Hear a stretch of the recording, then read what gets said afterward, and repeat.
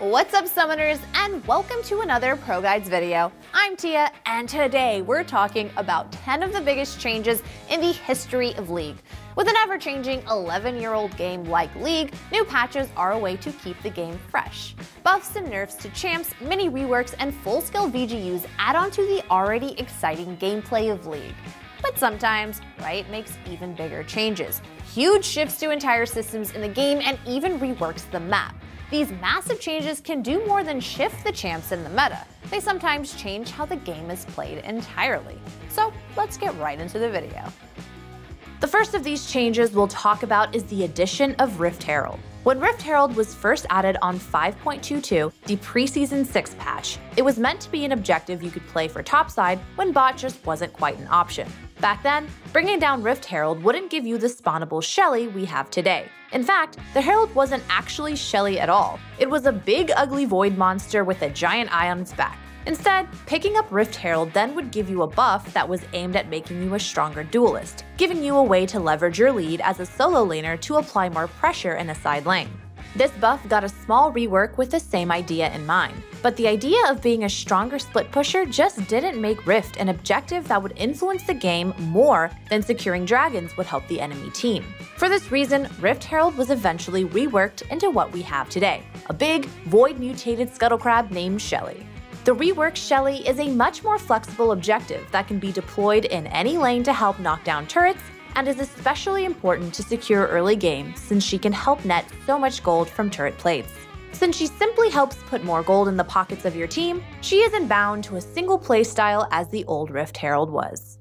League has gone through some pretty crazy changes. I remember when Mana Pot still existed, there were no elemental drakes, and every bot lane for like a few months straight were rushing to build Ardent Sensor.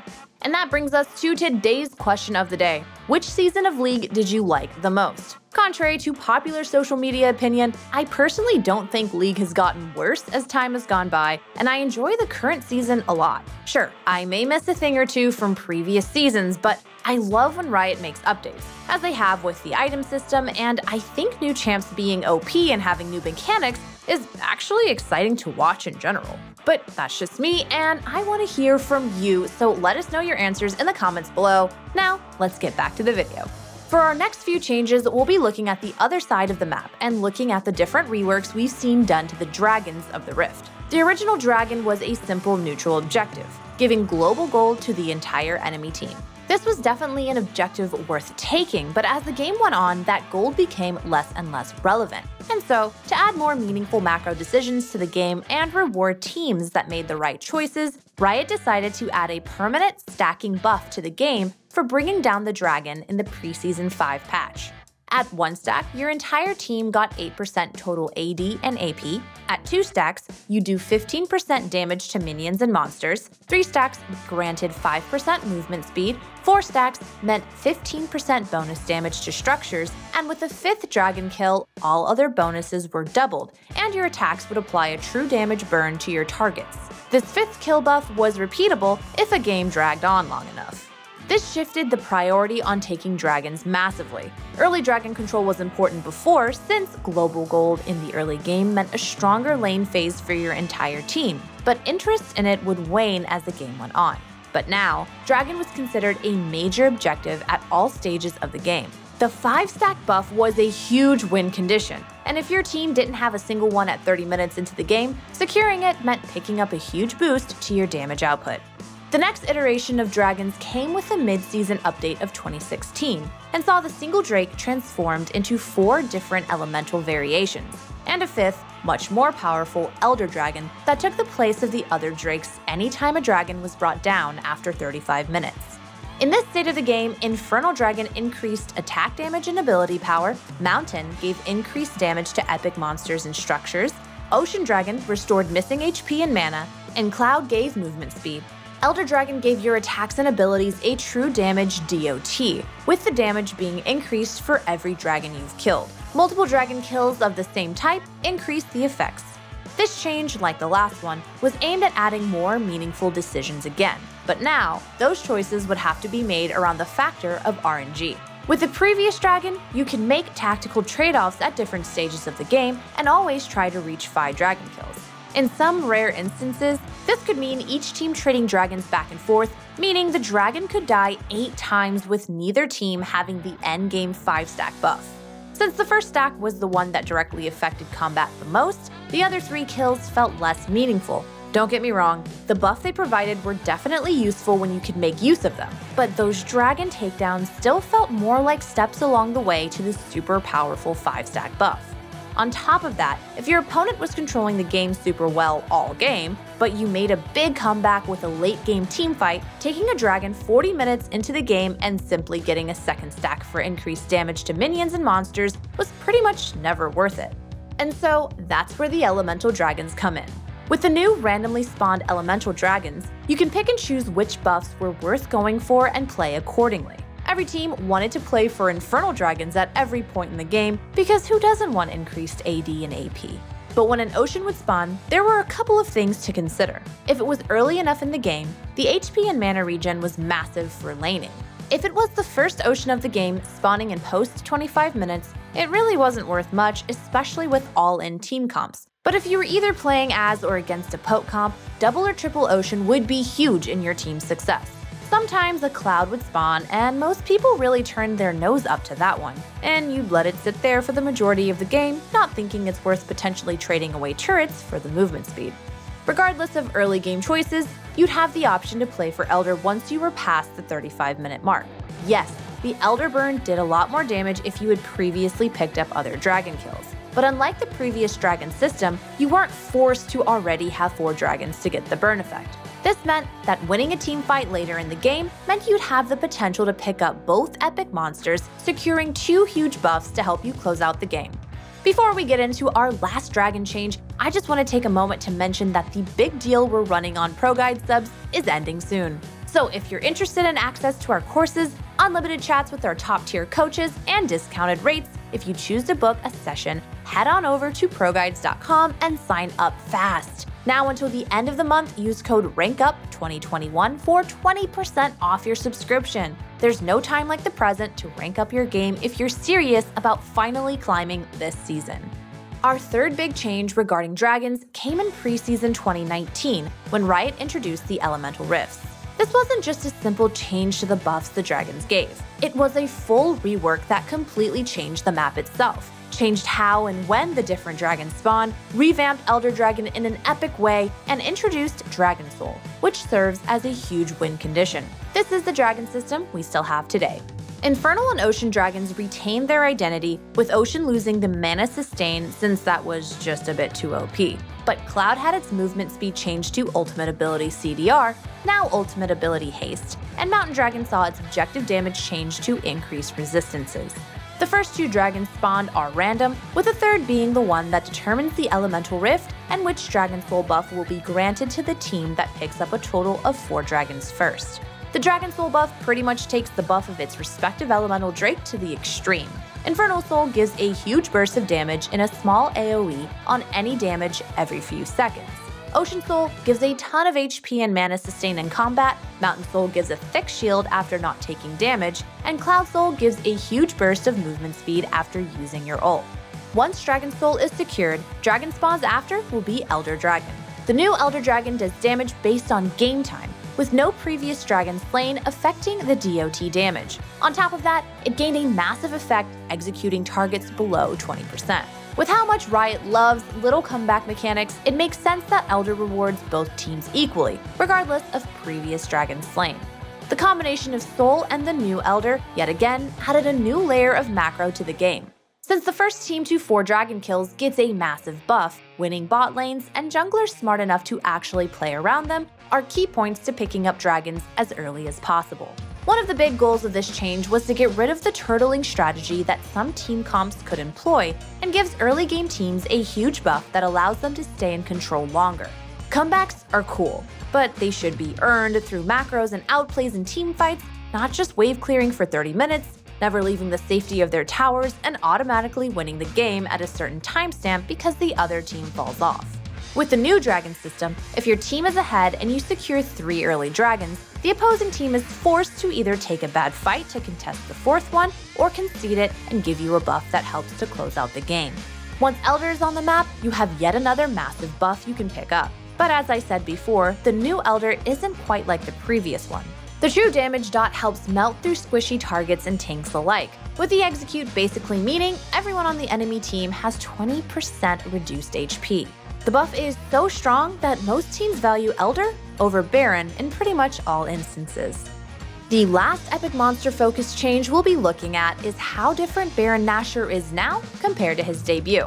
When Baron first came out, aside from bugs that allowed you to blitzcrank pull or poppy charge him across the map, he was also much different in the sense that the buff he gave was incredibly basic, granting just 60 AD and AP. These numbers would change, HP and mana regen would be added on, but simply buffing stats just wasn't quite enough to make it feel super epic.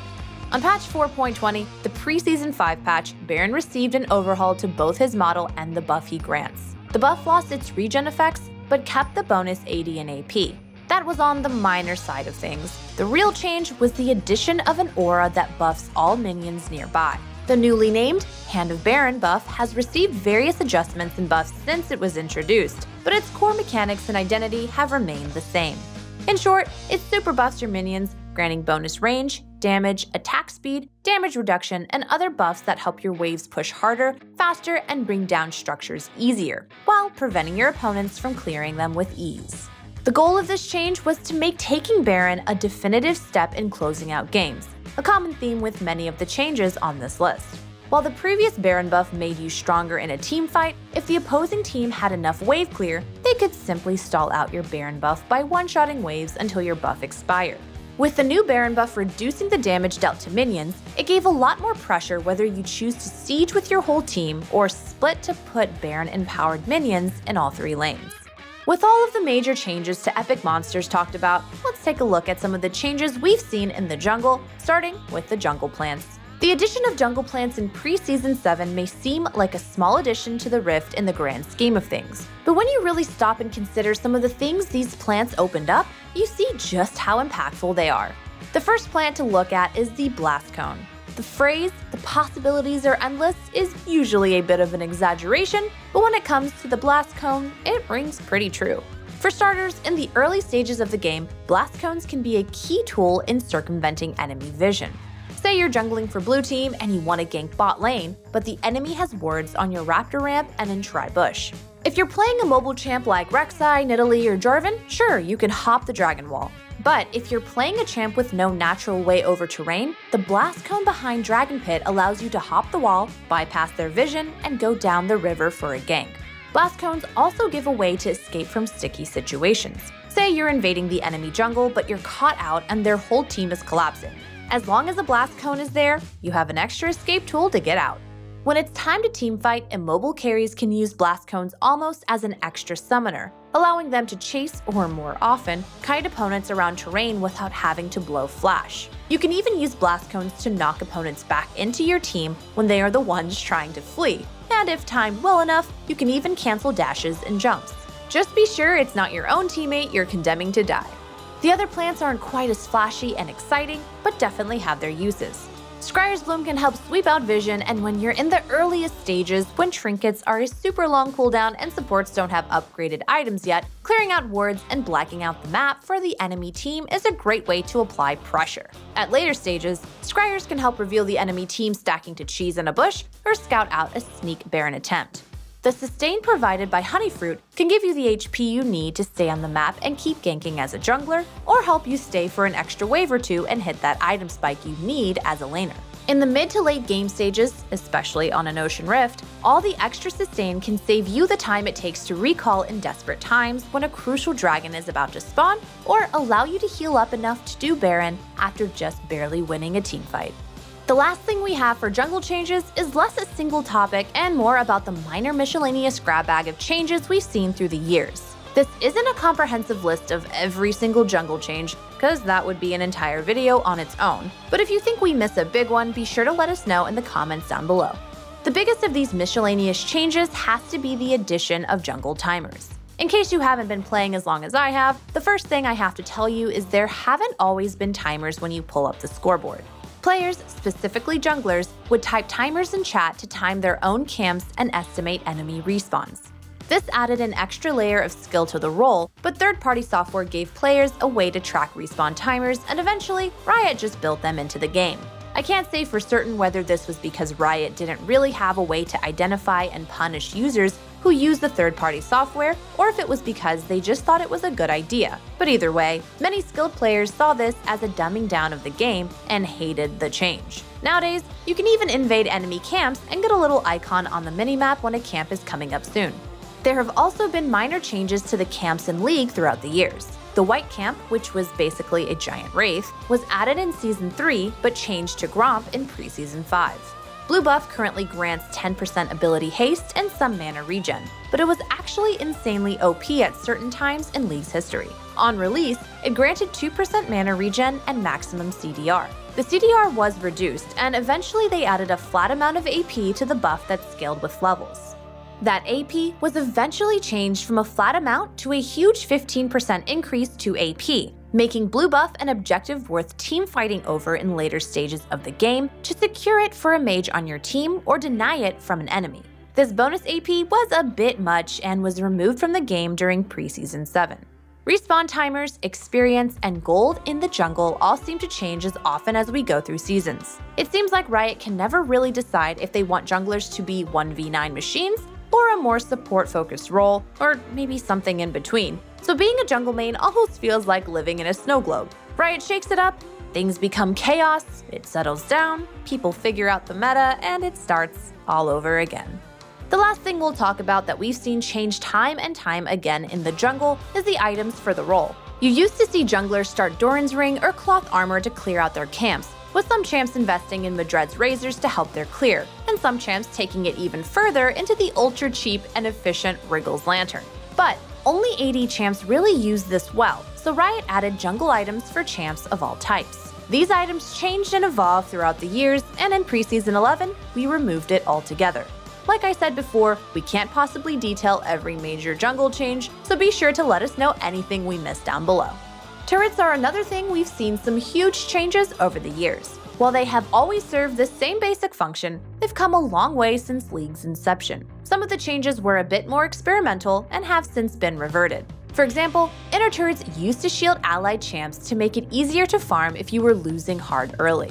Inhib and Nexus turrets had their attacks change from projectiles to lasers to melt through any champ, tanky or not, to make dives more easily punished. Other changes have stuck with us. At one point in League, losing our ADC meant pretty much not being able to take towers, since turrets only took the attacker's AD into account. Now that AP is taken into calculation, mages can knock down towers just as well, and in some cases, even faster. The bigger, more meta-defining changes we've seen have been directly influenced by pro play. At one point in League, pro players made lane swapping a part of the meta. It was a bit more complex than I'm about to say, but the short version is you'd pick a hyper carry with a weak laning phase, but bypass that lane phase by going top instead of bottom. Your top laner would clear camps with your jungler, and all four of you would hit the tower when the wave crashed. Trading towers with the other team just accelerated the game, and since you would pick for scaling, you'd be guaranteed to at least survive the early game and be closer to your comp coming online. Not only was this a no-skill way to play the game, it was incredibly boring to watch. The first 10 minutes of every pro game was PvE, with very little interaction aside from the occasional double swap where both bot lanes went top. To counter this, Riot added a buff to solo lane towers that made it so they take half damage for the first few minutes of the game. The second huge change we've seen, mostly because of pro play, is the addition of turret plates. Even with lane swapping, teams tunneled on forcing hard on a single lane and forcing the tower down with one push. There wasn't much thinking involved, just pile on, knock down tower, and go to the next one. The feeling of laning for 8 minutes just to lose tower to a single stacked wave off a single gank was incredibly frustrating, so Riot added turret plates as a solution to that. Passively, turrets gain armor and MR as they pass each 1000 HP threshold. On top of that, they get a temporary buff each time you pass one of those thresholds, which gives even more resistances if there are multiple champs nearby. This buff falls off after 20 seconds, but if you break another plate before the first buff falls off, the buff stacks and refreshes. If you're pushing alone, this doesn't mean much, but it's super inefficient for multiple champs to hit the tower right after breaking plates. Another big change or series of changes we've seen over time is how the Vision game is played. At a point in time, if you wanted wards, it meant buying Stealth wards and Vision wards, aka green and pink wards, from the shop as individual items to place them. The addition of Sightstone gave supports a way to invest in an item that, in the long run, would save them money on wards as they could constantly refresh their ward stock in base for free and spend the very low income supports made in League's earlier seasons on other team-based items.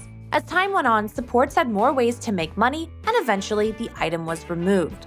But it's not like the Vision game was dead, since trinkets had already been added to the game in Preseason 4. In my opinion, trinkets were the worst change on this entire list, as giving everyone a free pass on Vision takes away a lot of the threat that early game junglers pose. This is one reason high-risk, high-reward junglers struggle to make it into the meta when power-farming junglers are viable. If everyone has the option to place Vision from level 1 and play around it, early game aggression is practically neutralized. I know they've been in the game now for over 7 years, but I'd still really like to see trinkets, the warding totem in particular, removed or nerfed hard. Vision wards used to be much stronger than the reworked control wards we have now. Not only were the wards themselves stealth, they also revealed enemies in true stealth, while control wards only show enemies that are camouflaged. The last thing on our list is runes reforged. In case you started League in Season 8 or later, runes weren't always as simple as they are now. In the current system, you pick a keystone and one of 3 options in 3 different tiers on your primary page, and 2 options in a secondary page. You then pick one of 3 stat options in 3 more slots. But before runes reforged, it was way overcomplicated. You had to pick 30 runes to go on your rune page, with pretty much endless combinations. You'd see cheesy builds like all armor runes on Malphite, pre-rework Fiora starting the game with over 100 AD, specific pages that made some champs unbearable, like Akali with her old stat-based passive, or movement speed pages that dominated the mid lane. And that's just the rune pages which covered stats. Masteries were a completely different thing. Instead of the simple trees we have now, the 3 or 4 keystones and 9 lower tier runes, mastery trees gave you tons of options with passives like 1% crit chance, lower cooldowns and increased effects on summoner spells, lifesteal and spell vamp, percentage-based increase to stats, and much more.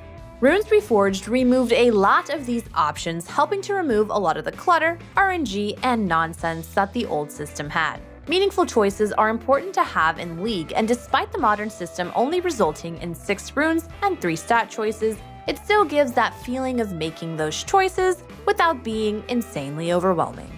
I personally like the plates being added to the turrets because I was sick and tired of swapping, and watching swaps makes me angry. But anyway, if you enjoyed the video, remember to leave a like and let us know which season of League has been your favorite down in the comments below. And one last thing, go check out our Discord in the description box below also, because we can make fun of Kangus's mustache together. Yay, friendship. I can't wait to see you guys back for the next video, but until then, good luck on the Rift, stay safe, and wash those hands.